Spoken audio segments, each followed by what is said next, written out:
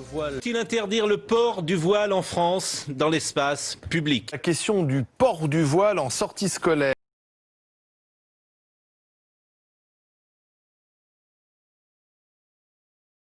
Assalamu alaikum, bonjour et bienvenue à tous, j'espère sincèrement que vous allez tous bien. Donc comme vous le savez, ces derniers temps, on présente souvent l'islam comme étant une religion terroriste, barbare, sanguinaire, violente, etc. etc. Et aussi que finalement le voile islamique, c'est le symbole même de la régression, de la soumission, de l'abaissement, de l'humiliation, etc. Et que les femmes musulmanes sont des femmes isolées, abandonnées, lésées, patati, patata, tralali, tralala. Et donc c'est la raison pour laquelle aujourd'hui on voit beaucoup de personnes qui ont mené donc une lutte ouverte et publique contre l'islam au nom, soi-disant comme ils prétendent, de la lutte justement pour la dignité, pour la préservation et pour la protection de la femme. Mais sauf qu'aujourd'hui, alhamdoulilah, les gens ne sont pas dupes. Pourquoi? Parce qu'on a très bien compris qu'en réalité, ce n'est pas la place de la femme musulmane qui vous intéresse, encore moins de la femme dans son aspect général. En fait, votre obsession, vous êtes omnibulé par la religion musulmane que vous voulez faire disparaître de la surface de la terre. C'est la raison pour laquelle vous êtes en train de lutter face à l'islam sous couvert de la protection de la dignité de la femme. Parce qu'en réalité, si réellement votre combat premier et principal, c'était justement la préservation de la femme, je pense nécessairement que vous vous seriez penché sur un bon nombre de cas. Par exemple, quand on regarde dans l'aspect professionnel, beaucoup de femmes qui se plaignent des différents harcèlements, qu'ils soient sexuels, moraux, etc. au travail. C'est la raison pour laquelle, il y a beaucoup de femmes qui témoignent qu'elles ont reçu l'offre de la promotion canapé. Ça veut dire tout simplement que son supérieur lui a proposé une relation sexuelle en échange du fait de gravir les échelons, avoir un salaire un peu plus élevé, etc. Est-ce que ça, c'est des pratiques qui vous gênent? Est-ce que c'est des pratiques qui vous dérangent? Est-ce que c'est des pratiques qui vous irritent? Si oui, est-ce que vous en avez parlé? Ça, c'est la première chose. Deuxième des choses, la place de la femme dans certaines émissions télévision. En fait, on voit que elle se présente à la télé quasiment nue, elle ne parle pas, elle ne s'exprime pas, elle n'intervient pas. Tout ce qu'elle a à faire, c'est juste toucher des lettres et applaudir justement quand elle entend une lettre de l'alphabet français. C'est tout ce qu'elle doit faire. Si réellement vous êtes si touché par la cause féminine, allez aider justement les femmes isolées, les femmes qui dorment au 115, les femmes battues.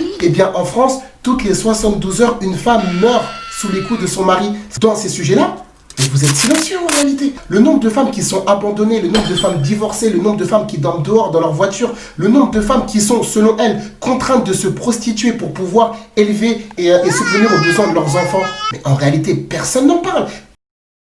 Personne ne plaide leur cause. Regardez par exemple, quand on parle de l'adultère par exemple, aujourd'hui on a des applications type Igleden justement. Igleden c'est, on va dire, c'est une application, ils ont un site internet, ils ont tout ce qu'il faut, qui promouvoit l'infidélité ouvertement. Ça veut dire que dedans, vous avez un réseau qui vous facilite à être adultère envers votre épouse ou envers votre mari. Donc en réalité, ces gens-là, vous les financez. Vous leur avez donné des applications, vous les avez invités sur les plateaux télévision, justement pour qu'ils puissent promouvoir l'infidélité. Vous leur avez laissé faire des publicités dans le métro, d'accord, des grandes affiches qui appellent à l'adultère. Les clubs échangistes, par exemple. Est-ce que ça vous choque? Et que chacun, justement, librement, peut avoir des rapports sexuels avec la femme d'un ami ou de je ne sais qui. Mais ça, c'est cautionné, c'est voulu, c'est organisé. Est-ce que ça vous choque qu'un homme donne sa femme en échange de la femme d'un autre et qu'il échange, qu'il la troque comme de la vulgaire marchandise? Est-ce que ça vous choque? Ah oui, c'est vrai, j'oubliais. Il y a aussi le système de bar à pipe. Ça vous dit quelque chose? Vous savez, c'est un bar justement qui ouvre très tôt le matin, vers 6-7 heures du matin.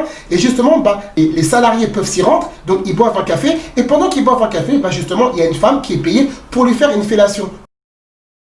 Vous savez pourquoi? En fait, tout simplement parce qu'il y a des études qui prouveraient que l'éjaculation matinale d'un employé, ça va multiplier et ça va accroître sa performance au travail. Vous cautionnez? Est-ce que ça vous cautionnez ça par exemple? Mais personne ne parle. Tout le monde se tait, tout le monde est silencieux. Les catalogues à Cougar, par exemple. Donc, en fait, c'est des livres dans lesquels un homme regarde les photos, etc.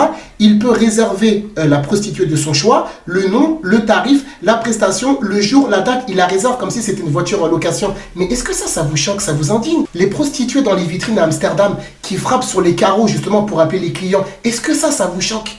Les boîtes à striptease où il y a, par exemple, une femme qui est un petit soutien-gorge et avec, justement, un dessous entouré par une meute de sauvages qui lui glissent des billets dans les sous-vêtements. Mais est-ce que ça vous choque? Est-ce que ça vous indigne? Est-ce que vous avez parlé de oui, voilà, ça c'est rabaisser la femme, ça c'est... Non, mais personne parle. Vous parlez pas, vous dites rien, vous êtes silencieux. devant des atrocités pareilles, vous dites rien. Mais quand il y a une femme qui porte ça, là c'est...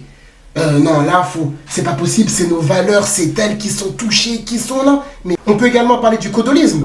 En fait, ça consiste pour un mari, par exemple, à éprouver du désir à voir sa femme avoir un rapport sexuel avec un inconnu ou je ne sais qui.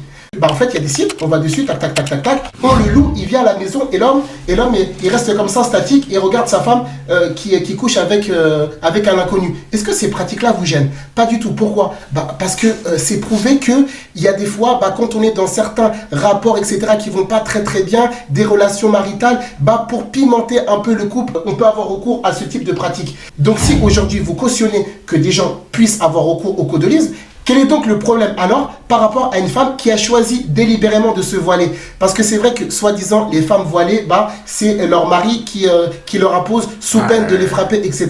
Les musulmanes qui ne sont pas mariées, c'est qui? Après ils disent non, non, non, non, en fait et tout, c'est pas les maris, c'est les pères et les frères. Génial. Mais les Françaises converties ou les Européennes converties, c'est qui les force alors?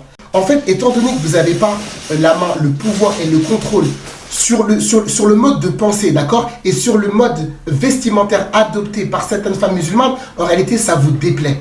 Aujourd'hui, bah, on aime qu'une femme s'exhibe, qu'elle se montre, qu'elle se dénude, qu'elle se dévêtisse, etc. Ça, c'est votre choix. Vous vivez comme ça. Ça, c'est votre choix. Mais sauf qu'en réalité, il y a d'autres personnes qui ont choisi autre chose. Cette opposition qu'il y a, c'est pas une opposition pour la femme. Et je viens de prouver rapidement que la femme, c'est le cadet de vos soucis. Mais en réalité, ce que vous voulez, c'est les musulmans. Vous voulez la mort et la destruction de l'islam. C'est ça. Et comme vous savez, je l'ai déjà dit précédemment et je vais le redire ce soir. Comme vous savez que vous ne pouvez pas nous affronter sur les textes religieux, parce que vous savez que les musulmans, on mémorise par cœur, on lit, on apprend, on se documente, on essaie justement de faire des efforts dans l'instruction. Et justement, c'est l'honteuse raison pour laquelle justement sur les plateaux télévision, on n'invite que des gens qui sont ignorants ou des gens justement qui sont déviants, défaillants et des gens justement qui n'arrivent pas à conjuguer des verbes à l'imparfait. Ce que vous dites sur les femmes musulmanes, c'est de la pure et totale hypocrisie. Donc j'espère que cette vidéo vous aura été utile, profitable et bénéfique. On exprime nos idées et on a choisi de les exprimer de manière pacifique par le biais de vidéos afin de mettre en lumière et en exergue justement nos positions et justement le mensonge, on va dire probant de certaines personnes qui ont pris la parole publiquement. Je vous remercie d'avoir suivi cette vidéo jusqu'à sa fin. Barakallahu fikoum. Wassalamu alaikum.